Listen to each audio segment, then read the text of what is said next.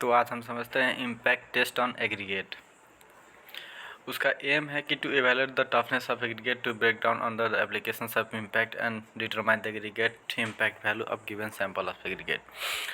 हमें पता है कि जो भी एग्रीगेट हम यूज करते हैं, एग्रीगेट हम कहाँ पे यूज करते हैं? रोड कंस्ट्रक्शन के लिए, उसके बाद से हमारा हो गया कास्टिंग के लिए, ये सब। तो हम मेनली बात करेंगे कि रोड के लिए अभी जो हम टेस्ट करने वाले हैं इम्पैक्ट टेस्ट ऑन एग्रीगेट, वो हम मेनली हम डिटरमाइन कर रहे हैं किसके लिए? रोड के लिए।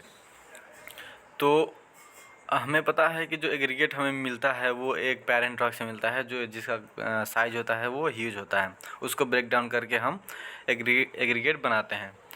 तो और जो एग्रीगेट बनता है तो वो तो पेरेंट्स रॉक से ही बनता है। तो क्या हम पेरेंट रॉक को ही उसका जो भी स्ट्रेंथ है उसको हम चेक करके, उसका जो भी इम्पैक्ट है उसको चेक करके क्यों नहीं हम डिटरमाइन कर सकते हैं जो एग्रीगेट का इम्पैक्ट है? ये सही नहीं होगा? नहीं। तो आंसर आ गया नहीं, क्योंकि ये ऐसा ज़रूरी नहीं है कि जो पेरेंट रॉक का स्ट्रेंथ है वो जो एग्रीगेट में है वो भी उतना ही मिले। इसलिए हमको एग्रीगेट को भी टेस्ट करना होता है। तो चलिए इसके थ्योरी में चलते हैं। तो थियरी तो हमारे पास बहुत ज़्यादा हैं, लेकिन इनका एक ही उद्देश्य है कि जब हम एम्बैंकमेंट बनाते हैं तो जो हमारा रोड होता है वो वियर एंड टियर पे जाता है। देखिए कि जब रोड बनता है तो वहाँ पे व्हीकल्स चलेंगे। तो जब व्हीकल्स चलेंगे तो वो इम्पैक्ट करेंगे ऑन सरफेस, वो हमारा सडन लोड होगा। तो एग्रीगेट का जो इम्पैक्ट टेस्ट है तो हम इसीलिए करते हैं कि जो हमारा एग्रीगेट है वो सडन लोड को रेजिस्ट कर सके। और जो हमारा एग्रीगेट है वो उसका जो क्रॉसिंग है, डिग्रेडेशन है, डिसइंटीग्रेशन है, वो थ्रू आउट स्लैब स्पान चलता रहता है। वो कभी ख़त्म नहीं होता। जब तक वो रोड रहेगा, जब तक वो एम्बैंकमेंट बनी रहेंगी तब तक वो उसका डिसइंटीग्रेशन, क्रॉसिंग और डिग्रेडेशन ये चलता ही रहता है। तो इसीलिए ज़रूरी हो जाता है कि हम अच्छे क्वालिटी का जो रेजिस्ट कर सके वैसा हम एग्रीगेट अपने साइट पे यूज़ करें, कंस्ट्रक्शन ऑफ एम्बैंकमेंट में हम यूज़ करें, पेवमेंट में हम यूज़ करें। तो इसके लिए हमें टेस्ट की ज़रूरत पड़ती है। उस टेस्ट को बोलते हैं एग्रीगेट इम्पैक्ट टेस्ट। तो इससे हमें ये फ़ायदा हो जाता है कि जो भी हम कंस्ट्रक्शन के दौरान जो रोड रोलर यूज़ करते हैं उस दौरान हमारा जो एग्रीगेट है वो क्रॉस ना हो जाए, वो टूट ना जाए। उसके बाद से ट्रैफिक की वजह से एवरेज ना हो जाए, मतलब उसमें फ्रिक्शंस के वजह से या फिर इम्पैक्ट के वजह से, लोड के वजह से वो उसका एक छोटा छोटा पार्टिकल्स में वो बिखर ना जाए। ये इसके लिए हम पहले एक टेस्ट करते हैं ताकि वो कितना लोड सह सकता है। तो उसका रफ स्केच लेकर उसके बाद से हम एक चलते हैं कि एम्बैंकमेंट हमारा इतना लोड ले सकता है।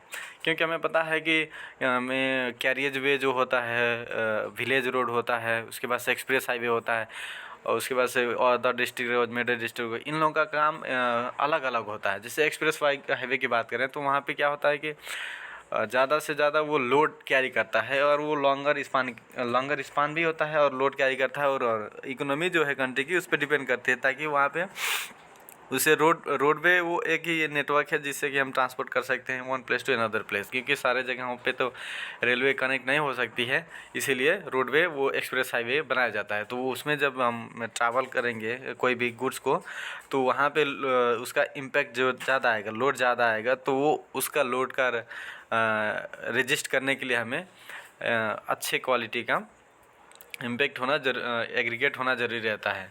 तो वही सब है। उसके लिए हमारा एक मशीन का ज़रूरत पड़ेगा जिसका नाम है एग्रीगेट इम्पैक्ट टेस्ट मशीन।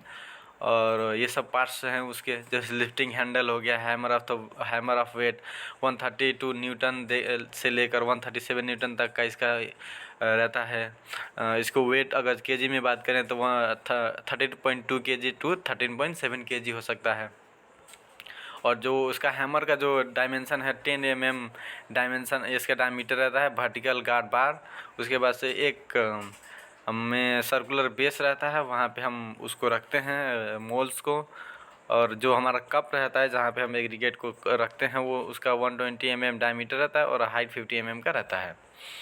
तो ये सब हैं और ये क्या लिखा हुआ है कि in this test sample of standards aggregate kept in the mould which is subjected to the 15 blows of metal hammer of weight 14 kg falling from the height. ये बोलता है कि हम जो हैमर यूज करते हैं उसका 14 kg का वेट रहता है और वो 15 बार हम उसको इम्पैक्ट देते हैं जिससे कि एग्रीगेट हमारा क्रॉस हो जाए, ठीक है। और उसका जो हाइट होता है फॉलिंग हाइट हैमर का वो 38 सेंटीमीटर्स होता है। तो quality of final material resulting from the pounding will be degree indicate the toughness of the samples aggregate as पर IS 283-197 170 aggregate impact value is defined as the ratio of weight of fineness formed to the weight of total samples taken. It is expressed in the percentage. तो ये सब है। और aggregate की बात करें तो जो वो 45% से कम नहीं होना चाहिए, उसका जो एग्रीगेट वैल्यू आता है वो 45% से कम नहीं होना चाहिए। एंड सरफेस जो सरफेस वियरिंग है वो 35% तक concrete other than wearing surface and 30% of concrete use in the wearing surface. The table shows below the classification of aggregate. ये एग्रीगेट के क्लासिफिकेशन होगा। अगर एग्रीगेट के इम्पैक्ट वैल्यू है लेस देन 20% तो एक्सेप्शनल स्ट्रॉन्ग होगा, 10 to 20 है तो स्ट्रॉन्ग ही है, 20 to 30 है तो सेटिस्फैक्ट्री है, और लेस देन 35 है तो वीक फॉर रोड सफरिंग। हम रोड के लिए इसको नहीं करेंगे, यूज नहीं करेंगे। एज ए इंजीनियर आप सब उसको कंसीडर नहीं कीजिएगा कंस्ट्रक्शन ऑफ रोड के लिए। Impact value of aggregate of different types of payment. कौन से पेमेंट के लिए किस किस का एग्रीगेट कितना इम्पैक्ट वैल्यू रहना चाहिए। Wear course bitumen surface penetration macadam bitumen carpet concrete cement concrete between bond macadam, इन सब के लिए 30% बिटवीन बॉन्ड मैकेडम के लिए हमारा 35%, WBM base course width between surface के लिए 40%, सीमेंट कंक्रीट बेस के लिए 45%। रिलेवेंट इंडियन स्टैंडर्ड में ये सब दिया है। तो चलिए शुरू करते हैं अपना टेस्ट। तो ऑब्जेक्टिव क्या रहेगा, तो to evaluate the toughness of aggregate to break down on the application of impact load determine the aggregate impact value of given samples of aggregate. मतलब जो हमारा एग्रीगेट है वो कितना टफ है, कितना लोड लगाने के बाद वो क्रॉस हो सकता है, उसका हम वैल्यू, वही क्रॉसिंग वैल्यू कितना इम्पैक्ट लग सकता है वो हम डिटरमाइन करेंगे, ठीक है। तो इसमें एपैरेटस चाहिए जो कि है हमारा टेस्टिंग मशीन। ये इम्पैक्ट टेस्टिंग मशीन हो गया, टैंपिंग रॉड रॉवेल हो गया, सिलिंड्रिकल मोल्ड चाहिए, लेबलिंग रॉड एक चाहिए, वेइंग बैलेंस चाहिए। तो ये सब दिया हुआ है, ये हमारा सारा इक्विपमेंट्स हैं।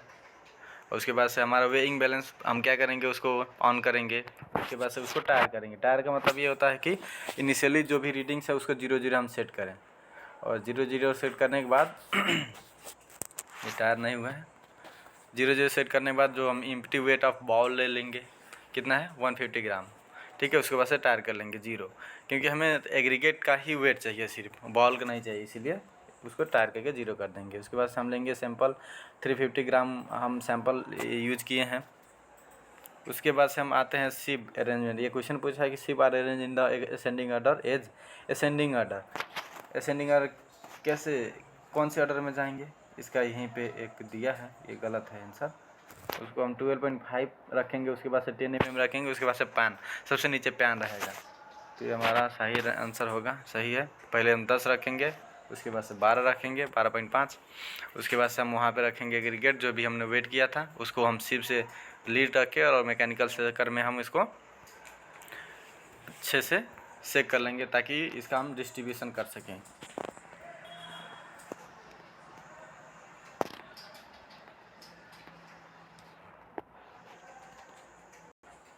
ये हमारा एग्रीगेट ऑलरेडी सेक हो चुका है, उसको हम ओपन कर लेंगे।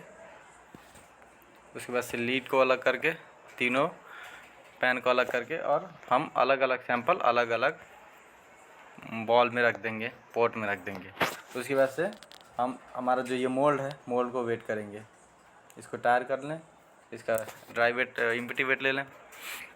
उसके बाद हम एग्रीगेट 3 लेयर में फिल करने वाले हैं, ठीक है। तो 3 लेयर में फिल करेंगे उसको ट्रॉवेल से, और उसके बाद से 15 टाइम्स टैंपिंग करेंगे, टैंपिंग रॉड से फिर से एक लेयर अगेन टैंपिंग, फिर से एक लेयर, अगेन टैंपिंग। उसके बाद से हम लास्ट में उसको लेवल कर देंगे एक लेवल रॉड से।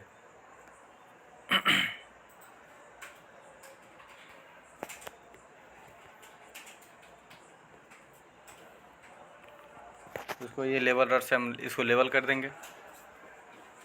ये ऐसा आप अपने खुद के लैब में भी कर सकते हैं। क्या पूछा है क्वेश्चन कि tamping rod is done, tamping process is done to obtain the uniform compactions and to avoid air void say true false. Tamping rod क्यों किया जाता है? यूनिफॉर्म कॉम्पैक्शन के लिए एंड अवॉइड एयर वॉइड। सही है, सही है भाई, सही है ना, सही है। चलिए आगे बढ़ते हैं। उसके बाद से जो भी हमने उसको टैंपिंग किए थे उसको हम ऑन कर वेट कर लेंगे कितना वेट है इसका टायर करने के बाद, ताकि हमारा एग्जैक्ट वेट ऑफ एग्रीगेट आ जाए। तो ये आया है हमारा 2445। ठीक है, ठीक है। अब ये हमारा इम्पैक्ट टेस्टिंग मशीन है, उसमें हम अपना मोल्ड को रखेंगे। आप ये देख सकते हैं यहाँ पे एक डिवाइस लगा है जो कि पिन है उसका, उसको हम थ्रस्ट देंगे ऊपर से।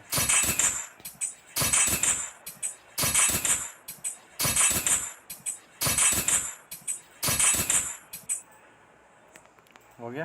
फिर इसको पिन से लॉक कर देंगे ताकि ऊपर से फिर से गिर ना जाए, वरना हम इंजर्ड भी हो सकते हैं। उसको हम 3.26 mm सिप में हम सिप कर लेंगे सारा जो भी होगा।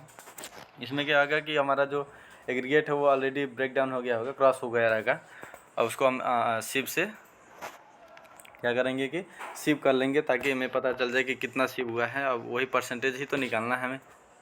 इसको 2.36 mm के सिप में हम रखेंगे ताकि कितना पास हो रहा है, कितना ऊपर बच रहा है। ठीक है,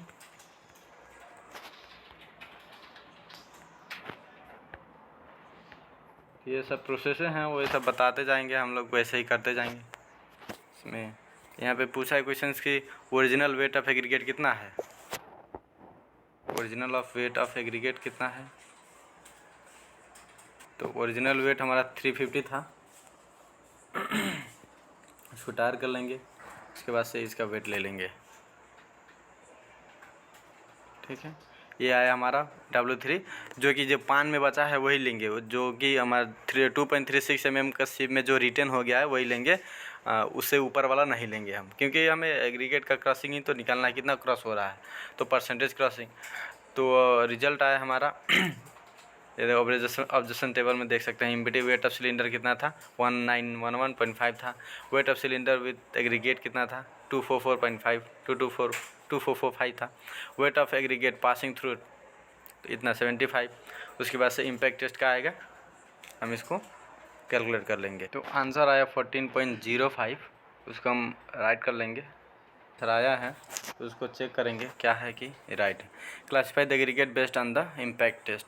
उसके बाद हम इसको क्लासीफाई करेंगे, कितना है हमारा 45 है, 14% आया है। ठीक है, तो क्या होगा कि एक्सेप्शनली स्ट्रांग होगा, क्योंकि लेस देन 20 है ना, तो स्ट्रांग ही होगा।